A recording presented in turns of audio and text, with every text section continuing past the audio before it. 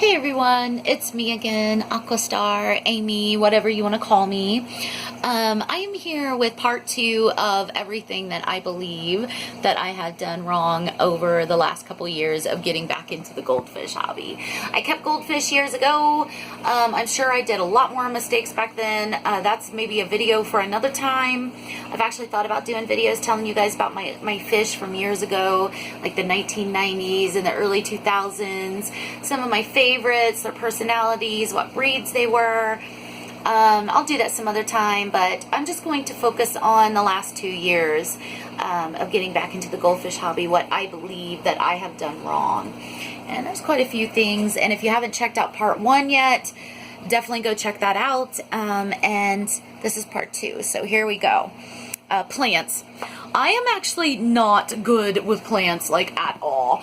I've had some viewers comment like, oh my god, your plants are like, they look so good, how do you do that?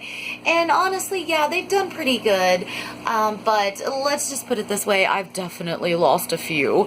I've tossed out many, and I think a couple times maybe when I shouldn't have, but I was just like, oh, whatever, and I would just like throw it out. But it's such a long story with these plants. I did research into them as far as what plants are best with goldfish, and some of the best plants for goldfish are Anubias, Java fern, Java moss, the moss balls. I've heard Amazon swords are good with them. If you have a planet aquarium, Amazon swords need soil. I always knew that I kind of pretty much want to go for more of a bare bottom type. I get these little jewels and stuff, but I like to kind of go basically bare bottom, as you can see. That's like partial bare bottom, I guess. And the Anubias really do good that way. You just tie them down onto a rock or something. I know that kind of looks tacky right there. I wish I could do it better, but it is what it is. But that's one reason why I always liked Anubias. And they do really well with the goldfish usually. But yeah, but still in general, I never did look up, you know, like what plants need, what they need in the water, and what keeps them thriving, and you know, so I've actually been kind of bad about that. I'm not real good with my plants. Oh yeah, and pothos.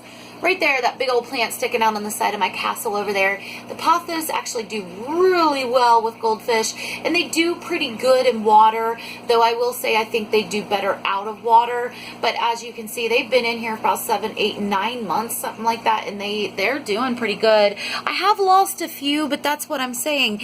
I think that I'm personally just not good with plants. I think somebody that has a green thumb could probably keep these plants going really well. I've kept them going fairly, you know, they're alive, but eventually they die. Let's just put it that way.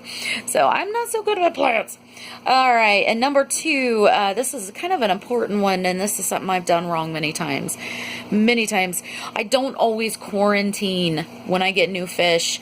A lot of times I'm too excited. I just go on and pop them in my tank. About a year or even year and a half ago, whenever I was getting most of my fish, I just go on and put them all together. Now, I got kind of lucky. 90% of the time, I got very lucky. Nobody ever got anything. I always would do a dose of like General Cure, or a few doses of it, or I would do some Prazi Pro. And it seems like it did really fare well for the fish. The only bad experience I ended up having, and honestly, I did quarantine them, but the water ended up getting transferred. Long story short, there's a video on it back in my videos. The title will say something about ick. But yeah, when I got little Kumba back in February 2017, I got Kumba and little Pickles. They both came pretty stunted, I do believe. They also were absolutely covered in ick, the ick parasite. So what I did is I put a heater in there. I got the heater up to 86, 87. You just pop up the heater like that. You add 1 tablespoon of aquarium salt per 5 gallons of aquarium water, and you do that for about 12 days or so. And even, you know, if you catch it early enough, you know, by the 4th, 5th, 6th day, you're going to see a big major difference in your fish. They're going to be a lot better. If it's a severe infestation, you definitely want to do like a 14, 15 day treatment, keeping the heat up like that and stuff, really battle that. And if you want to give a dose of Sea Kim's Paragard every night, That's actually beneficial. You can read into it about the nighttime thing. You know, just go Google it or something. You'll come across the information that I did. Seek Kim's Paragard at night, 1 dose. Ain't such like a harsh medicine. Ain't too invasive. Yeah, so that's what I did. Pretty much worked best for me. But I have done mistakes where I don't quarantine, and the times I didn't quarantine, I got lucky and none of the fish got anything and everything was fine. But the one of the times I actually did quarantine, water still somehow ended up getting transferred, and I still ended up with ick. So, but quarantine is important. You want to do at least 4 weeks, preferably maybe 6, 7, 8, if you want to be on the really cautious side, especially if you get your fish from, you know, kind of questionable source. So yeah, but yeah, I don't always quarantine, and that is bad. Definitely doing that wrong. Sometimes I do think I was a little bit too overstocked. And the thing is I simply didn't have the money. You know, it comes down to that. It's not that I thought that it was okay to have 6 or 7 goldfish in a 55-gallon. I actually do think that that's okay, but not when they start getting big. That's the difference. When you have 7 juvenile goldfish in a 55, they're going to do great for 4 or 5 months, you know, 6 months. But when they start getting really big, that's when you got to start upgrading, you know. So anyway, I think sometimes I was a little bit overstocked, but I don't think it was bad. The goldfish you know, I think I've had pretty good luck over the past couple of years with my goldfish, and I'm really thankful to God for that. So thank you, Lord. And now the last thing is kind of funny. I'll end this everything I've done wrong series with something kind of funny, but it was super scary, and it has to do with Loki, and it might be why Loki is kind of spooky. Like, he gets spooked real easy. He's like, oh, like he'll take off running and like go hide.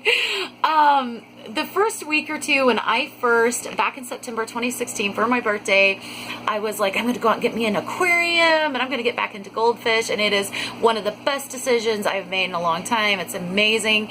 But I went out and got the 29-gallon, and I got Loki as a little baby goldfish, about 2 inches, and he was mostly black. I got Loki, and I got Nesbit. He's somewhere. I got Nesbit, and I got my sweet little Flutter Butters too. And I had them in the 29-gallon. But one of the first water changes I did, I think it was like the 3rd or 4th water change I did for them within the first couple weeks I had them. I didn't have a Python water changer yet, and I just had a little 1-gallon pitcher bucket, like that you would mix juice in and lemonade and serve it to your grandmother, you know. So I just had that, and I I had my aquarium over here, and I'd just scoop out the water when I was doing aquarium changes. It was just first couple weeks, and I scooped up Loki and didn't know it, and went and was dumping it in my bathtub. And oh my God, I caught him in midair. I caught him in midair. See, it knows. He's being treated for flukes right now too. He's a little bit bummed out about it, I guess. But I almost got him down the drain, man, and that was so scary. And like, as I was pouring out and I seen him, I went like this, and I caught him, and thank God I did. But that's one thing it's one of the little things, and sometimes things like that will happen that I did wrong. You know, I really wasn't paying close attention. But I'll tell you what, that's never happened again. It's never happened again. I did get the Python water changer, and I stick its tube usually down in a corner like that. Like, there's the big long tube. I'm coming out doing the water change, and I'll put the lid down to keep that tube pressed down, and I kind of press it down almost, you know, perfectly into the bottom of the tank so none of the fish can get underneath it, and I usually stay around it too. So I've made sure nothing like that happens again, but sometimes I wonder if that's why Loki's kind of spooked all the time. But I caught him. I had only had him about a week or so, and I caught him in my hand. He was just a little baby fish, and I almost dumped him down the drain. I would have lost this gorgeous, gorgeous boy right here. Let's see if he'll come talk to us. Loki, come here. Look, Loki, Look, we would have lost it. We would have lost that little sweet thing. Oh, come here, honey. Come here. Look how big he is. He's a big fish. He's pushing about 8.5 inches, something like that. I was thinking he was about 9, but the measuring that I have got out of him, I think he's about 8.5 with the very tip, with his tail though, with his very tip of his tail. Come here. All right, guys. Thanks everybody for watching. I just kind of wanted to do a different kind of video, telling everybody the things that I think I've done wrong, and there's probably some other things. And the reason why I'm doing this is just so, you know, maybe I can look back and continue to learn from it, and other people maybe won't feel so bad when they make some mistakes.